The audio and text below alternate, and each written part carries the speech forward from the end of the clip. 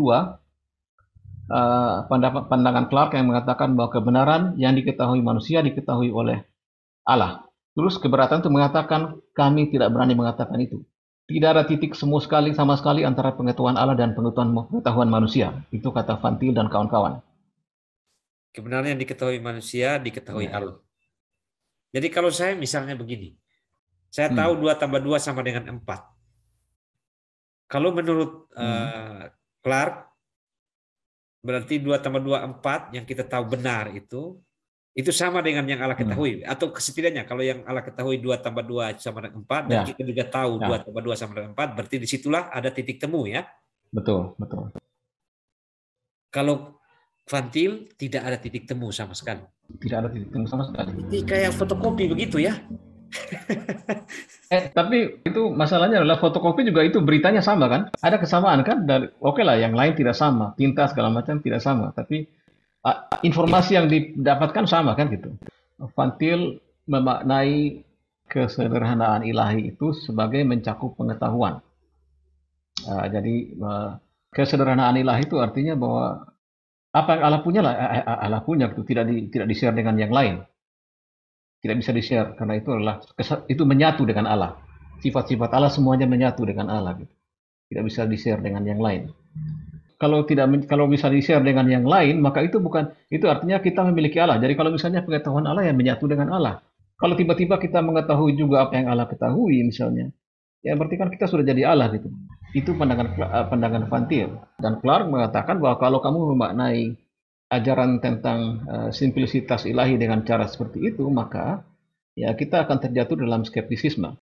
Jadi ya kita tidak tahu apa yang kita pikirkan ini apakah benar atau salah. Tidak ada hubungan sama sekali. Pengetahuan Allah ada di luar sana, pengetahuan kita di sini. Walaupun kita mengatakan sekalipun misalnya bahwa pengetahuan kita itu adalah fotokopi dari pengetahuan Allah misalnya. Ya fotokopi pun ada kesamaannya dengan sumber yang dikopi gitu. Masa misalnya kalau kita fotokopi sebuah teks yang mengatakan bahwa Indonesia merdeka tahun 1945, terus hasil fotokopiannya adalah misalnya Amerika Serikat makan kotoran anjing misalnya. Berbeda sama sekali dengan dokumen yang dikopi. Nah, ini kan akhirnya kan ya kita tidak tahu pengetahuan itu benar atau tidak gitu. Kalau kita paham bahwa Tuhan Yesus adalah satu-satunya juru selamat, ya itu pasti beda dengan yang Allah pikirkan. Mungkin Allah pikirkan yang jadi juru selamat itu siapa mungkin Amaroni mungkin. Nah, setelah ada keberatan seperti itu, Clark dan teman-teman membalas dengan sebuah dokumen yang disebut The Answer atau jawaban. Dan jawaban Clark itu menjawab isu-isu yang diangkat tadi. Itu di tingkat presbiteri juga diterima. Dan karena jawaban Clark dan teman-teman ini betul-betul telak dan membuat posisi Van Til dan teman-teman itu kesulitan. Jadi Van Til dan kawan-kawan sekalian dan kawan-kawan mereka kemudian mengubah istilah-istilah penting yang digunakan dalam kebenaran mereka, sehingga dalam respon terhadap jawaban Clark, posisi mereka menjadi tidak dapat dibedakan dari posisi Clark.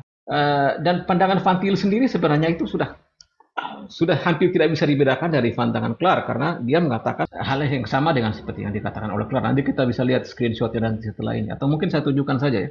Ini bahasa Inggrisnya, ini bahasa Indonesianya seperti ini. Pertama-tama dengan cara seperti ini ada peluang untuk memahami bahwa pengetahuan Allah dan pengetahuan manusia itu bertemu di setiap titik. Sama dengan Clark.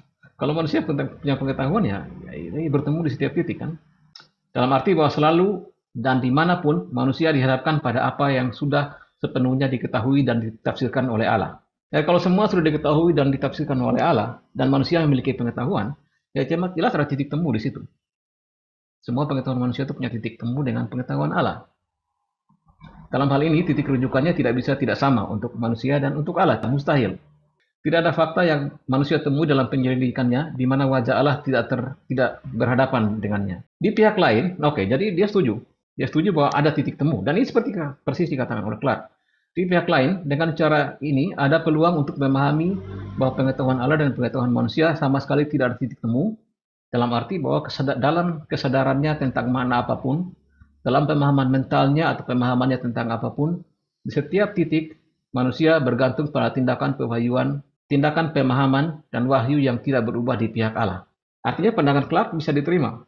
Kalau dimaknai secara berbeda, misalnya, bahwa pengetahuan manusia itu bergantung pada pengetahuan Allah, berarti tidak ada titik temu sama sekali karena kita bergantung dalam pengertian itu. Berarti Allah kan tidak tergantung, independen dia. Setelah pandangannya atau jawaban mereka atau respons mereka terhadap pandangan Clark itu kelihatan seperti pandangan Clark, artinya Van Til mencari-cari alasan dengan mengatakan bahwa pandangan Clark itu bersifat univokisme.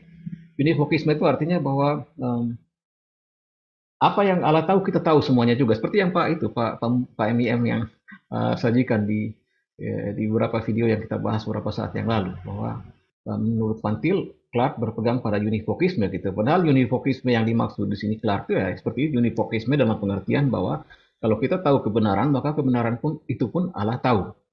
Itu saja.